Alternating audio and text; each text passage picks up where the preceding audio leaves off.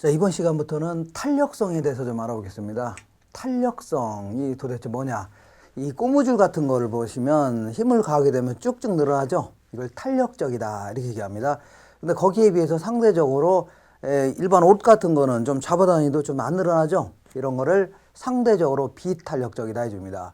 이것도 마찬가지로 어떤 그 수요라든가 공급의 변화 요인들이 있을 텐데 그러한 변화 요인들에 대해서 어느 정도 민감하게 반응하느냐 이거를 탄력도로 하는 겁니다. 탄력도. 예를 들어서 여기가 이제 어떤 지역이 있는데 이 갑이라는 사람이 이 아파트를 좀 대림 아파트가 있다면 대림 아파트를 좀 구입하려고 하는데 자 그러면 자 이게 수요인데 수요자 입장에서 아파트의 소비량에 영향을 미치는 것들을 쭉 한번 나열해 본 게 수요 함수 아닙니까? 그러니까 결국은 수요 함수라는 것은 가장 크게 영향을 미치는 것들은 먼저 아파트의 가격이 가장 크게 영향을 미칠 겁니다. 가격 비싸면 좀 덜 사야 되고 싸면요 평수 늘려 구입할 수 있는 거 아닙니까? 그 다음에 또한 소득 같은 것도 매우 크게 영향을 미친다. 소득이 대리에서 과장으로 승진했다. 그러면 월급 100만 원씩 더 준다죠. 그러면 아무래도 은행에서 돈 많이 빌려갖고 더 큰 평수 구입할 수 있는 거 아닙니까? 그 갚을 능력만 되면은 큰 평수 구입할 수 있는 거죠. 돈을 많이 빌릴 수 있으니까. 그 다음에 YJ의 가격. 예를 들어서 주변에 삼성 아파트가 이번에 싸게 분양한답니다. 그러면 삼성을 많이 사려고 하고 얘는 안 사려고 할 수 있죠. 이런 것들이 가장 크게 영향을 미친다. 이번에는 대림 산업 입장에서 여기다가 아파트를 좀 지으려고 합니다. 대림 산업 입장에서는 아파트를 요거 이제 공급자 측면에서 자, 그래서 대림 산업 입장에서도 아파트 지으려고 하는데 대림 아파트의 어떤 생산량에 생산 판매량에 영향을 미친 것들을 쭉 한번 나열을 한다면 이거를 공급 함수로 하는데 자, 맨 먼저 이 지역의 아파트 가격이 굉장히 좋다. 그럴 경우는 많이 짓고 싶죠. 생산비가 똑같다면 아파트 가격이 좋은 데다 막 짓고 싶을 겁니다. 이게 매우 크게 영향을 미치고 기술 수준도 영향을 미치는 겁니다. 크게. 그 다음에 생산 요소의 가격, 건축 자재 가격이라든가 인건비 이런 것들도 매우 크게 영향을 미친다. 이때 탄력도라는 것은 자 이런 것들이 변화할 때 얘가 어느 정도 민감하게 반응하느냐 이거를 탄력도라는 겁니다. 이때 해당 재화의 가격이 변화할 때 얘가 어느 정도 민감하게 반응하느냐 이거를 수요의 가격 탄력성이다 이렇게 해줍니다. 수요의 가격 탄력성. 그 다음에 얘가 변할 때 얘가 어느 정도 민감하게 반응하느냐 이거를 공급의 가격 탄력성이다. 그래서 제일 중요한 것은 얘가 1등이고 얘가 이제 2등입니다. 1등, 2등. 그리고 이제 나머지 조연급들이 하나 두 개가 있는데 소득이 변할 때 얘가 어느 정도 민감하게 반응하느냐 이거를 수요의 소득 탄력성이다. 다른 재화의 가격이 변할 때 얘가 어느 정도 민감하게 반응하느냐 이거를 수요의 교차 탄력성이다 해줍니다. 그래서 얘네들은 그냥 조연급이다. 세 번째 이렇게 해서 좀 정리하시면 됩니다. 그럼 맨 먼저 자, 첫 번째 수요의 가격 탄력성이다. 수요의 가격 탄력성이라고 하는데 보통 보통영어로는 elasticity 해갖고서 이거를 이런 보를 많이 씁니다. elasticity 해갖고서 이거를 번역하자면 이제 탄력도다, 민감도다 이렇게 표현하는데 이런 보를 많이 씁니다. 수요의 가격 탄력성 이렇게. 그래서 가격이 변할 때 얘가 어느 정도 민감하게 반응하느냐 이걸 나타내는 겁니다. 그러니까 요거는 이제 백분율로 계산해야 됩니다. 비교하기 위해서 백분율로. 그러니까 가격의 변화율분의 수요량의 변화율 이렇게 계산한 걸 수요의 가격 탄력성해 줍니다. 자, 그러면 가격이 100원일 때 자, 그 100원에서 120원으로 올랐다. 그러면 아무래도 좀 부담스럽죠? 그러면 1000개를 구입하려다가 600개로 줄이려고 한다. 그러면 계산해 볼게요. 계산하면 이렇게 가격은 100원에서 120원으로 20%가 오른 거죠. 20%. 100원 중에 20원 올랐으니까 20% 오른 겁니다. 플러스 20 해주면 되겠네요. 그랬더니 1000개를 구입하려다가 600개로 400개가 줄어든 거죠. 1000개에서 400개가 줄어들었다. 그러니까 40%가 줄어든 겁니다. 40%. 그러면 얘는 부호 자체가 항상 마이너스가 나올 수밖에 없습니다. 왜냐하면 가격과 수요량은 비례해요, 반비례요? 반비례하는 거 아닙니까? 가격이 오르면 수요량은 감소하고 가격이 하락하면 수요량이 늘어나죠. 그러니까 항상 반비례하여서 항상 부호 자체가 마이너스가 나오는 겁니다. 근데 여기서는 마이너스가 나오냐 이게 중요한 게 아니라 마이너스는 100% 나오는 거 아닙니까? 마이너스 나오는 게 중요한 게 아니라 어느 정도 민감하게 반응하느냐 이게 중요한 거죠. 그러니까 앞에다 마이너스 한 번 더 붙이거나 절대값을 씌우게 되면 부호 자체를 무시한 꼴 되는 거 아닙니까? 그래서 이런 식으로 계산합니다. 항상. 그래서 보통 마이너스 치면서 이렇게 계산하는 게 그래도 가장 속 편합니다. 속 편해요. 자, 그러면 요거를 그림을 형태로 한번 알아보겠습니다. 그림 형태로 이렇게 하나, 요거는요 두 개가 있는데 요거는 콜라가 있다고 쳐보자. 콜라. 요거는요 쌀이 있다. 가격. 요거는 수요량. 가격, 수요량이 있는데 자, 콜라 같은 경우는 수요 곡선이 어떻게 그려지냐면 저 시간까지는 그냥 45도로 그렸는데 얘 같은 경우는 상당히 이렇게 완만한 형태로 그려집니다. 완만한 형태. 거기에 비해서 얘 같은 경우는 상당히 이게 급한 형태로 그려집니다. 왜 이렇게 그려지나 보겠습니다. 왜 이렇게? 자, 콜라 가격이 이만했을 때 이만큼 정도를 구입하려고 했는데 이만큼 콜라 가격이 이렇게 올랐다는 얘기죠. 그러니까 오르니까 소비량이 확 줄어들었네요. 오르니까 확 줄어들었다. 그 이유가 뭐냐면 자, 편의점 들어가서 콜라를 구입하려고 했더니 콜라 가격만 문장 올랐다는 얘기죠. 니까지 올랐어 보니까 바로 옆에 보니까 맥콜, 환타, 사이다, 그 다음에 뭐 그 비타 500, 뭐 별의별 게 다 있다는 얘기죠. 그러니까 얘는 너 아니라도 먹을 게 잔뜩 있다는 얘기입니다. 이게 대체재가 많다 표현합니다. 너 아니라도 다 다른 거 사 먹으면 될 거 아니야. 대체재가 많다는 얘기예요. 그러니까 니까지 올렸어? 그럼 안 사 먹으면 될 거 아니야. 이렇게 나온 거 아닙니까? 근데 쌀을 한번 보겠습니다. 쌀의 가격이 이만했을 때 이만큼을 구입하려고 했는데 쌀 가격이 이렇게 높아졌다. 무지장 올랐다는 얘기죠. 그런다고 해서 애들한테 밥을 안 먹일 수는 없는 거 아닙니까? 그러니까 내 식구 먹는 쌀은 거의 정해져 있는 거 아닙니까? 비싸더라도. 그리고 설사 쌀 가격이 폭락했다고 해서 10kg 먹던 걸 100kg 먹고 이러진 않겠죠. 그러니까 얘 같은 경우는 가격의 변화에 상당히 둔하게 반응할 수밖에 없어요. 왜냐하면 우리나라에서는 쌀이 주식 아닙니까? 그러니까 좀 비싸든 싸든 어떻게나 쌀독에 항상 쌀은 채워놔야 될 거 아닙니까? 그러니까 대체재가 별로 없다 그런 얘기입니다. 혹은 라면을 먹을 수 없는 거 아닙니까? 그러니까 자, 상대적으로 대체재가 많은 것들 이런 것들은 상당히 가격의 변화에 상당히 민감하게 반응할 수밖에 없습니다. 이거를 뭐라고 하냐면 탄력적이다 이렇게 그려진 걸 뭐라 한다고요? 탄력적이다 이렇게 표현합니다. 그리고 얘 같은 경우는 상당히 뭐라고요? 비탄력적이다. 가격의 변화에 상당히 둔하게 반응할 수밖에 없다는 얘기입니다. 비탄력적이다. 그러면 요거를 숫자를 동원해서 다시 한번 해보겠습니다. 숫자를 동원해서 이렇게 일러스틱 디맨드 수요의 가격 탄력성 세 가지 형태를 좀 알아보겠습니다. 자, 그래서 맨 먼저 가격이 10% 상승하니까 수요량은 90%를 줄이려고 한다. 가격이 10% 올라가니까 확 줄이려고 하죠. 그러면 마이너스 없어집니다.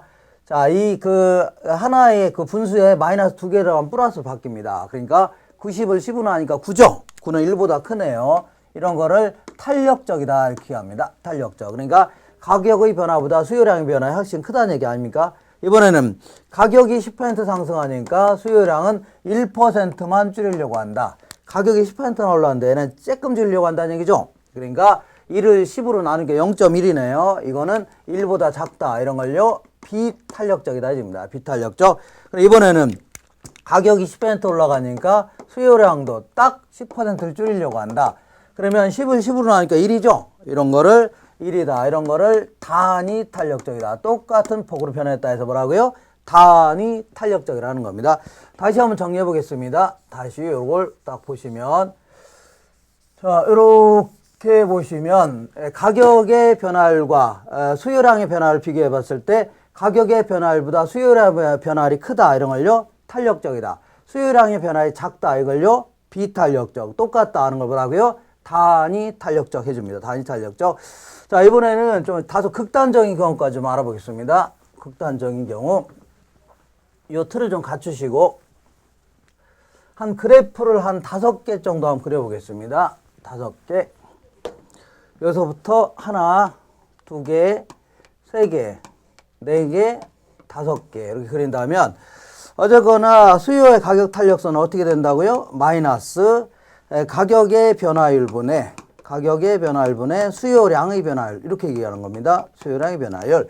그러면 만약에 이 수요곡선이 수평의 형태로 그렸다고 쳐볼게요. 수평의 형태로 그렸다는 얘기는 가격이, 자, 거의, 이 얘기는 약간 이렇게 상당히 완만한 형태로 그렸다고 쳐볼게요. 그러면 가격이 조금 하락했고 수요량이 무지하게 늘어났다는 얘기죠. 그러면 이렇게 그려진다는 얘기는 눈곱만치만 하락하더라도 수요량이요 무한대로 증가한다는 얘기입니다. 무한대로. 거꾸로 눈곱만치만 올라가더라도 수요량 확 아예 안 사겠다는 얘기입니다. 안 사겠다. 그러니까 약간의 가격의 변화에도 무한대로 변하겠다는 얘기죠. 무한대로 늘리거나 무한대로 줄이겠다. 무한대로 하나도 안 사먹겠다는 얘기입니다. 이런 거를 완전 탄력적이다 이렇게 얘기합니다. 완전 탄력적이다. 자, 그래서 요거는 그러니까 예를 들어서 10%, 1%만 하락하려 하더라도 무한대로 늘리겠다는 얘기죠. 무한대로 늘리겠다. 그러면 무한대를 뭘로 놔도 무한대가 됩니다. 그래서 수요의 가격 탄력성은 무한대다 해준다. 무한대. 자, 이번에는 아예 이제 수직의 형태로 한번 그려보겠습니다. 수직의 형태. 이렇게 한번 그려보겠습니다. 그러면 이렇게 수직인데 얘는 자, 가격이 이만해도 이렇더라도 수요량은 이만큼. 가격이 이렇게 하락했으면 늘어나야 되는데 그대로라는 얘기죠. 그러니까 가격이 예를 들어 30%나 하락했음에도 불구하고 수요량의 변화는 있다 없다고요? 없다는 얘기죠. 그러니까 전혀 꼼짝 안 하고 있다는 얘기죠. 그러니까 가격의 변화에 전혀 반응이 없다는 얘기입니다. 이런 거를 완전 비탄력적이다 이렇게 얘기합니다. 완전 비탄력적. 그래서 얘는 0을 뭘로 놔도 뭐가 된다고요? 0이 됩니다. 그래서 수요의 가격 탄력성은 0이다 이렇게 얘기합니다. 0. 그러면 이번에는 이런 얘기를 해볼게요. 요거 어떤 얘기냐면, 자, 수요의 가격 탄력성을 그리는데, 요렇게 그림을 그렸는데, 어떻게 그린 거냐면, 얘는 이렇게 수요 곡선 아래의 면적이 요만큼인데, 요 면적과 요 면적은 같습니다.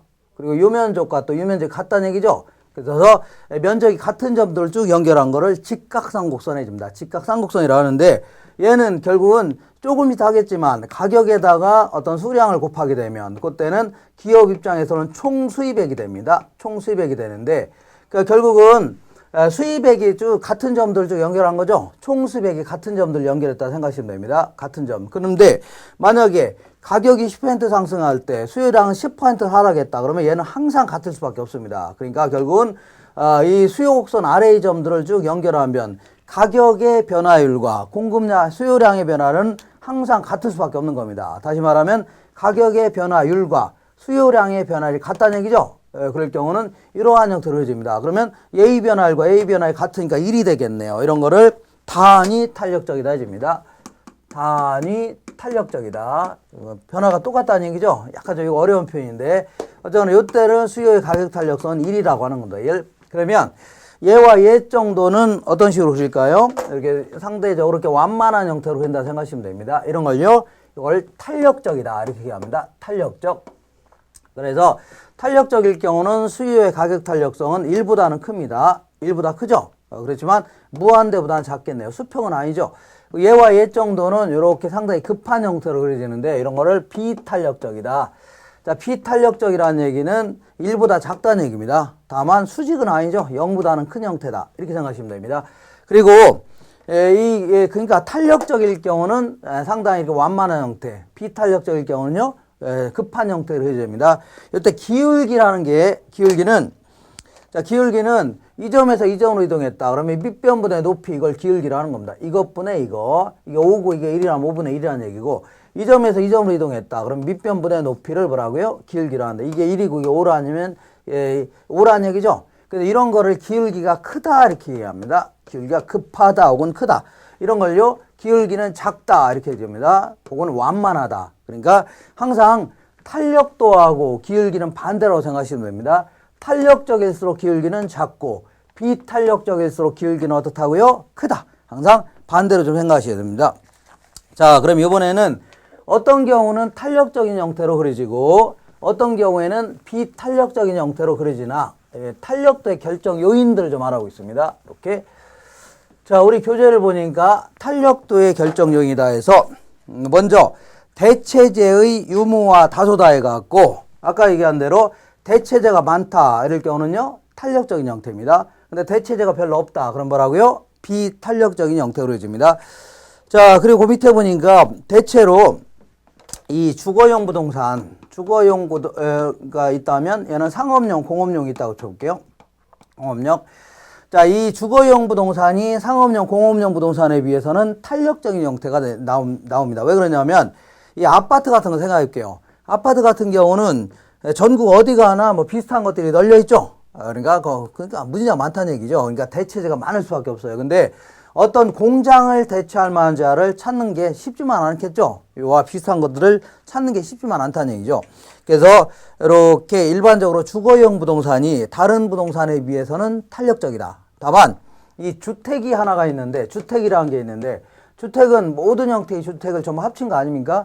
그러니까 주택을 대체할 만한 자를 찾는다는 것은 뭐 상가라든가 공장을 대체해야 되는데 뭐 이거 찾기가 쉽지는 않겠죠. 그러니까 거의 대체제가 없다고 생각하시면 되는데, 만약 이걸 세분화 시켜 볼게요. 주택을 아파트도 있고 뭐 빌라도 있고 뭐 다세대 아니면 뭐 단독 뭐 원룸, 원룸텔, 뭐 오피스텔 뭐 비슷한 거 무지장 많이 있죠. 그러면 아파트를 대체할 만한 자는 다른 것들이 많이 있겠죠. 이렇게 그러니까 이렇게 세분화하면 할수록 대체제는 점점 많아집니다. 이렇게 그러니까 그 주거용 부동산을 여러 가지 형태로 세분화한다면 점점 대체제는 많아진다. 그다음에 상품의 가격이 가계소득에서 차지하는 비중이 클수록 탄력적이다. 예를 들어서 얘는 뭐냐면 얘는 뭐라 할까요? 얘는 콩나물이라고 쳐볼게요. 콩나물. 얘는요 TV라고 쳐보자. TV. 그러면 콩나물 같은 경우는 200만 원 월급 타면서 이 가계소득에서 차지하는 부담이 크지는 않을 겁니다. 근데 TV 같은 건 상당히 크죠? 그러면 콩나물 가격이 1,000원에서 1,200원 20% 올랐다고 쳐볼게요. 그런다고 해서 이거 못 사 먹겠다 하면서 바로 안 사지거나 이러지 않을 거죠. 왜냐면 가계소득에서 차지하는 부담이 그다지 크진 않다. 그러니까 콩나물 가격이 올라더라도 그냥 큰 부담은 없다는 얘기입니다. 근데 이번에 TV를 구입하려고 했는데 TV가 100만 원에서 120만 원으로 20% 올랐다는 얘기죠. 그럼 이거 200만 원 월급 타면서 무진장 부담이 클 수밖에 없는 거 아닙니까? 그러니까 크게 줄일 가능성이 있다는 얘기입니다. 크게. 다음에는 상품의 일상생활에 있어서의 중요성이다 해서 생활 필수품은 탄력성이 작고 사치품은 크다. 얘기는 예컨대 요거는 비누라고 해볼게요. 비누. 얘는 뭐라 할까요? 얘는 귀고리라고 해볼게요. 귀고리. 그러면 비누 같은 거를 생활 필수품이라고 합니다. 생활 필수품. 그리고 요 귀고리 같은 거를 사치품이다. 그러니까 얘는 일상생활에 꼭 필요한 거고 얘는요 있어도 그만 없어도 그만이라는 얘기입니다. 그러면 비누 가격이 올랐다. 그렇다고 비누칠 안 할 수 없는 거 아닙니까? 그러니까 꼭 필요한 거니까 살 수밖에 없다. 그러니까 크게 안 줄어든다는 얘기입니다. 근데 귀고리 가격이 이번에 무지장 올랐다. 그러면 귀고리 살려는 사람들이 왜 이렇게 비싸? 옛날에 끼고 다니는 거 그냥 끼겠다 했다 하면서 그냥 팍 줄일 가능성이 있다는 얘기죠. 왜냐하면 꼭 필요한 게 아니기 때문에 그렇습니다. 그 다음에 용도의 다양성이다 해서 용도가 다양할수록 탄력적이다. 예컨대 얘는 그린벨트 내에 있는 토지고 얘는 일반적인 토지라고 쳐볼게요. 일반적인 토지다. 그러면 그린벨트 내에 있는 토지 가격이 하락했다고 해서 이거를 사겠다고 개미떼처럼 몰려들지는 않겠죠. 왜냐하면 그린벨트 내에 있는 땅을 구입해봐야 아무 쓸모가 없는 거 아닙니까? 뭐 이 건물도 못 짓게 하는 거. 그러니까 안 살려고 하겠죠. 이게 크게 안 드러난다는 얘기입니다. 근데 일반적인 토지는 상대적으로 용도가 상당히 다양하죠. 그러니까 좀 하락하면 크게 늘어날 가능성이 있다는 얘기입니다. 그 다음에 기간의 장단이다 해서 얘는 이제 단기라고 해볼게요. 얘는요 장기다. 단기적으로 휘발유 가격이 갑자기 올랐다. 그렇다고 해서 타던 차를 안 탈 수는 없는 거 아닙니까? 그냥 씩씩거리면서 그냥 에라 왜 이렇게 비싸냐 하면서 그냥 타고 말 겁니다. 근데 장기적으로 계속 올라가는 추세다. 그러면 뭔가 좀 조치를 취해야 될 거 아닙니까? 그러니까 뭐 자동차를 처분한다든가 뭔가 조치를 취해서 크게 줄일 가능성이 있다 그런 얘기입니다. 그런 형태로 생각하시면 됩니다. 그 다음에 수요의 가격 탄력성이 측정이다 해갖고 수요의 가격 탄력성을 이제 아까는 백분율이 바로 주어져 있다. 그러면 곧바로 해결하시면 되는 겁니다. 백분율. 자, 백분율이 주어져 있다. 예를 들어서 수요의 가격 탄력성 이렇게 계산하면 됩니다. 수요의 가격 탄력성 마이너스 예를 들어서 가격이 10% 하락하니까 수요량은 40%를 늘리려고 한다. 그러면 마이너스 써주면 4가 되는 거죠. 이런 식으로 백분율이 주어지면 바로 계산하면 됩니다. 근데 이번에는 백분율까지 계산하라 그 얘기입니다. 백분율까지 계산하라. 이거 그러면 약간 좀 그 연습 많이 안 하면 이거 풀기 힘듭니다. 이것도 그러니까 연습 몇 번 하셔야 됩니다. 한번 거기 한번 보겠습니다. 예를 들어 사무실의 월 임대료가 9만 원에서 11만 원 올랐답니다. 이렇게 사무실의 월 임대료가 9만 원에서 11만 원 올랐답니다. 11만 원. 그랬더니 원래 사무실 수요량이 108제곱미터에서 이거는 수량입니다. 108제곱미터에서 몇 제곱미터로요? 92제곱미터로 부담스러우니까 감소시키려고 했겠네요. 92제곱미터로 감소시켰다. 그러면 A점이고 이 B점이라면 A점에서 B점으로 이렇게 이동한 거 아닙니까? 이거 수요 곡선이라는 거죠. 네, 이때 수요의 가격 탄력성을 구하라 그 얘기입니다. 그럼 맨 먼저 A점에서 B점으로 이동한 경우를 보겠습니다. A점에서 B점으로 변화 전의 가격에서 변화 후의 가격으로 변했을 때 이렇게 그러면 수요의 가격 탄력성은 어떻게 계산한다고요? 마이너스 이렇게 계산하면 됩니다. 먼저 원래 가격이 얼마였었어요? 9만 원이었죠? 원래 9만 원에서 11만 원으로 얼마가 올랐다고요? 2만 원 올랐죠? 2만 원. 요거를 우리는 가격의 변화율이라는 겁니다. 그랬더니 원래 108제곱미터에서 자 92제곱미터로 16제곱미터를 줄인 거 아닙니까? 요거 계산하면 얼마가 되냐면 이거 0.67이 나옵니다. 0.67. 자, 이번에는 만약에 B점에서 A점으로 이동했다고 쳐볼게요. 그러니까 11만 원에서 9만 원 하락했다고 쳐볼게요. B점에서 A점으로 이동했다. 그러면 수요의 가격 탄력성은 마이너스 이렇게 원래의 가격이 11만 원이었죠. 임대료가 11만 원에서 9만 원으로 2만 원이 하락했네요. 그랬더니 원래 11만 원일 때는 92제곱미터를 소비하려고 했는데 자, 그 9만 원으로 하락하니까 108제곱미터로 16제곱미터를 늘리려고 한다는 얘기죠. 16제곱미터. 그러면 요거 계산하면 이건 얼마나 하냐면 0.96이 나옵니다. 0.96. 요거 좀 이상하네요. 아니 A점에서 B점으로 갈 때와 B점에서 A점으로 갈 때 탄력도가 똑같아야 되는데 왜 달라지냐 이런 걸 구간 탄력도로 하는데 이 구간 탄력도는 기준이 되는 점을 어떤 점으로 하느냐에 따라서 탄력도는 100분위로 달라질 수밖에 없는 겁니다. 구조상, 계산상. 그래서 자 그러면 뭐 이런 거 구간 탄력도로 하는데 뭐 그러면 합리적인 방법이 없냐? 합리적인 방법은 그래도 중간점을 이용해서 계산하는 게 그나마 합리적인 그러한 탄력도 계산 방법이 됩니다. 이렇게 자 이거 연습을 해보셔야 됩니다. 야 9만 원과 11만 원 딱 중간이 얼마요? 10만 원이네요. 두 개 더한 다음에 나누기 2하면 되죠. 그러니까 어쨌거나 10만 원이다. 자 10만 원 딱 중심 잡아놓고 그 다음에 얘와 얘 92만 원 제곱미터와 108제곱미터의 딱 중간 얼마요? 100제곱미터네요. 그러니까 100제곱미터다. 딱 중간이죠. 중심을 딱 잡은 거 아닙니까? 그러면 이게 중심을 잡아놓은 상태에서는 자, 그 임대료가 올라가든 내려가든 결과는 똑같습니다. 임대료가 올라간 경우를 보겠습니다. 임대료가 올라가니까 2만 원이 오른 거죠? 2만 원이 올랐다. 그랬더니 소비량은요. 108에서 92제곱미터로 16제곱미터가 감소한 거죠? 그러니까 요거 계산하면 0.8이 나올 겁니다. 그럼 만약에 임대료가 하락하는 경우 보겠습니다. 임대료가 11만 원에서 9만 원으로 하락했다. 2만 원 하락했죠? 2만 원 하락했다. 그러면 그 수요량은요. 16제곱미터를 늘리려고 하겠네요. 그러니까 항상 같을 수밖에 없다는 얘기죠. 그래서 그나마 이렇게 계산하는 게 가장 합리적인 그런 그 탄력도를 계산하는 방법이 될 수 있습니다. 근데 경제학을 공부하신 분들은 이제 점 탄력도라고 해서 한 점에서 측정하는 탄력도는 항상 같을 수밖에 없습니다. 그래서 그거는 미분 개념을 이용해서 계산하는데 우리는 뭐 그런 것까지는 할 필요 없습니다. 이렇게 이 정도. 그래서 문제에서 어떤 식으로 물어보냐에 따라서 변화 전의 가격을 기초로 하냐 아니면 변화 후의 가격 이런 거 거의 안 물어보고 만약 중간점을 이용해서 계산하라 그러면 거기서 그 지문에서 물어봅니다. 거기서 주어집니다. 중간점을 이용해서 계산해라 이렇게 주어집니다. 자 이렇게 해서 뭘 알아봤냐면 탄력도에 대해서 수요의 가격 탄력도에서 알아봤는데 마지막으로 거기 보시니까 임대부동산의 임대수입 요거에 대해서 알아보겠습니다. 임대부동산의 임대수입이다.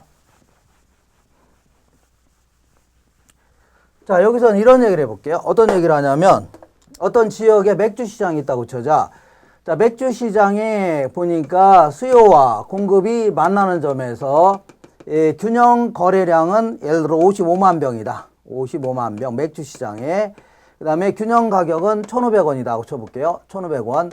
그러면 결국은 55만 병이 거래된 거 아니 거래된다면 55만 병에다가 한 병당 1,500원이니까 요거 두 가지를 곱하게 되면 요 면적이 나옵니다. 이 면적이 결국은 소비자 입장에서는 총 지출액이 됩니다. 공급자 측면에서는 뭐예요? 총 수입액이 됩니다. 총 수입액. 그러면 이 가격을 올린다는 얘기는 공급자 측면에서 이렇게 가격 올린다는 얘기는 하나 팔 때마다 단위당 이만큼씩 받겠다는 얘기죠. 그러면 하나 팔 때 이만큼 팔 때 이만큼 단위당 이만큼씩 받겠다는 얘기입니다. 그러면 그 가격을 올린다는 얘기는 이거 팔 때마다 한 병당 이만큼 더 받겠다는 얘기입니다. 이만큼 팔 때 더 받겠다는 얘기죠. 그럼 이렇게 그려진 거를 가격을 올리겠다 그런 얘기입니다. 그럼 만약에 가격을 이렇게 올리게 된다면 새로운 규정점 이 점에서 이 점으로 바뀌었죠. 그러면 이만큼이 소비자 입장에서는 총 지출액, 공급자 측면에는요 총 수입액이 된다. 이거 기억하시고, 자 그러면 어떤 지역에 뭐가 있냐면 원룸이 있다고 쳐볼게요. 여기가 원룸이 있다. 원룸. 여기가 이제 원룸도 하나의 시장이 될 수 있습니다. 원룸을 파는 자 입장에서는 저 빌려주는 자 입장에서는 임대인, 이거 소비하려는 사람 입장에서는 임차인, 하나의 시장이 형성되면서 자 이게 이제 수요자가 이 원룸에 대한 수요자가 수요 곡선이 이렇게 그려질 수도 있고 이렇게 그릴 수 있다는 얘기죠. 그러면 이렇게 그려진다는 얘기는 너를 대체할 만한 자가 많다는 얘기, 적다는 얘기요. 많다 그런 얘기고, 이렇게 그려진다는 얘기는 수요자 입장에서 대체제가 어떻다고요? 별로 없다 그런 얘기입니다. 대체제가 적다 그런 얘기입니다. 그러면 만약에 공급자인 임대인의 입장에서 원래 공급선이 이렇게 갔다고 치자. 이렇게 하면 이만큼이 뭐라고요? 임대인의 입장에서는 총 수입액이 되는 거죠. 그러면 임대를 올렸다고 쳐볼게요. 임대 올리는 거는 여기서 이렇게 올리는 게 여기서 여기로 올리는 거라고 했죠. 여기서 이렇게 올렸더니 이렇게 올렸더니 임대 수입이 이만큼에서 이만큼으로 확 줄어들었죠. 이만큼에서 이만큼으로 확 줄어들었다. 이게 왜 확 줄어든 이유가 뭐예요? 임대를 올렸더니 여긴 사람이 다 도망간 겁니다. 니까지 이렇게 올렸어. 나 너 아니라도 옆에 보니까 무슨 뭐 원룸 텔, 뭐 고시원, 고시텔, 뭐 별의별 게 다 있다는 얘기죠. 단독주택 막 이런 거 별 다 있다. 니까지 올리면 여기서 안 살면 될 거 아니야 하면서 확 줄어드니까 당연히 임대 수입 확 줄어들 수밖에 없는 겁니다. 아니? 예, 반대로 임대를 하락시키면 임대 수입 확 늘어날 수 있겠네요. 이렇게. 그러니까 탄력적일 경우는 임대료를 거기 나와 있는 것처럼, 자 탄력적인다는 얘기는 수요의 가격 탄력성이 일보다 크다는 얘기죠. 탄력적인 경우는 수요의 가격 탄력성이 일보다 크다는 거 아닙니까? 그러니까 이렇게 탄력적일 경우는 자 가격이 하락하게 되면 임대 수입은 늘어나지만 가격이 올라가면요 임대 수입은 감소한다는 거 기억하세요. 이렇게 표에 있을 겁니다. 이번에는 이렇게 그려진다는 얘기는 대체제가 많다는 얘기, 적다는 얘기요. 매우 적다는 얘기죠. 그러면 여기 공곡선이 이렇게 지나갔다 쳐볼게요. 그러면 이만큼이 임대인의 입장에서는 총 수입액이 됐는데 이렇게 해서 임대를 올렸다고 쳐볼게요. 그러면 임대 수입이 이만큼에서 이만큼으로 확 늘어났죠. 그 이유는 임대를 올렸더니 여긴 사람이 마땅히 갈 데가 있다 없다고요? 거의 없다는 얘기입니다. 대체제가 별로 없다는 얘기죠. 그러니까 거의 나간 사람이 별로 안 되니까 임대 수입이 임대료가 올랐더니 별로 나간 사람 별로 없다는 얘기죠. 그러니까 당연히 임대 수입 확 늘어날 수밖에 없다는 얘기입니다. 아니네? 그러니까 만약에 수요자의 소비 행태가 이렇다면은 가능하면 임대료를 낮추는 전략보다는 자꾸 올리는 전략이 유리하다. 임대료 낮췄다가는 임대수 확 줄어들지만 임대료 올리게 되면요 임대 수입이 확 늘어날 수 있다는 얘기죠. 거의 박스에 있는 게 바로 요겁니다. 근데 제가 이렇게 만약에 이렇게 그려지는 수요 곡선이 있는데 요거는 수요 곡선 아래의 면적이 같은 점들을 연결한 거죠. 그러니까 요 면적과 이 면적이 같고 이 면적과 또 이 면적이 같다는 얘기죠. 이럴 경우는 임대를 올리든 내리든 임대 수입이 항상 똑같을 수밖에 없네요. 이런 거를 수요의 가격 탄력성은 1이다. 단위 탄력적일 경우에는 임대를 올리든 내리든 불변이라는 얘기입니다. 자, 그러면 지금까지 한 거에 대해서 확인 문제를 한번 풀어보겠습니다. 문제에서 어떤 식으로 나오나 볼게요. 어느 부동산의 가격이 5% 하락했는데 수요량이 7% 증가했다. 아주 간단한 문제입니다. 어떤 식으로 계산해도 상관없습니다. 다만 가격과 수요량은 반대로 움직인다는 것만 기억하세요. 그러니까 자 가격이 5% 하락했다. 5% 하락했으면 수요량은 늘어나죠. 7%가 늘어났다. 그러면 이거 1.4가 될 겁니다. 그래서 이때의 수요의 가격 탄력성은 1.4다. 그래서 4번을 정답을 했으면 됩니다. 자꾸 마이너스 푸시는 게 헷갈리다. 그러면 어쩌거나 그냥 부호는 무시하고 그냥 한쪽이 줄어들면 한쪽이 늘어난다는 것만 기억하시면서 문제 풀면 되는 겁니다. 그 다음에 2번 보시면 부동산에 대한 수요와 공급의 가격 탄력성에 관한 설명으로 틀린 것은 20회 나온 겁니다. 어느 부동산과 밀접한 대체재가 시장에 출현한다면 대체재가 많아지는 거죠. 그러면 그 부동산에 대한 수요의 가격 탄력성은 이전보다 커지게 된다. 대체재가 많아질수록 어떻다고요? 자꾸 탄력적이 된다고 했죠. 맞는 표현입니다. 자, 2번 보시니까 수요의 가격 탄력성은 가격이 변할 때 수요량이 얼마나 변하는 걸 나타나는 정성적 지표가 아니라 정량적 지표다 해줘야 됩니다. 우리 경제 현상을 분석하는 지표에는 정성적 지표라는 게 있고 정량적 지표라는 게 있습니다. 정량. 그래서 정성적 지표는 뭐 성격이라든가 성격, 뭐 성질, 뭐 이런 것들이 변할 수도 있고 아니면 행복감 이런 것도 변할 수 있는 거죠. 이런 거를 어떤 정성적 지표다 이렇게 변한다면 정량이라는 것은 뭐 수량이라든가 아니면 면적 이런 게 변하는 거를 뭐라 하냐면 정량적 지표라는 겁니다. 그래서 대부분 우리 경제학은 이제 정량적 지표 형태로 이제 분석합니다. 근데 어떤 경우는요, 사회적 후생함수 이렇게 하면서 어떤 행복지수 뭐 이런 것도 따져볼 수 있는 거죠. 그럴 때는 뭐가 된다고요? 정성적 지표를 얘기합니다. 근데 지금 우리가 공부하는 건 답을 하고요. 정량적 지표다. 이렇게 해줘야 돼요. 2번이 틀렸네요. 3번 보시면 수요의 가격 탄력성이 1보다 클 경우 이 그림을 그릴 줄 아셔야 됩니다. 이런 걸 1보다 크다.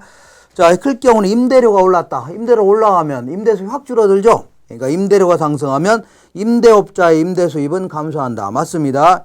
4번에 공급의 가격 탄력성은 단기에 비하여 장기에 더 탄력적이다. 요거는 잠시 후에 다음 시간에 언급할 겁니다. 어쨌거나 가격이 올라갈 때 단기적으로 갑자기 공급을 늘릴 수 없는 거죠. 크게. 근데 장기적으로 크게 늘릴 수 있다는 얘기입니다.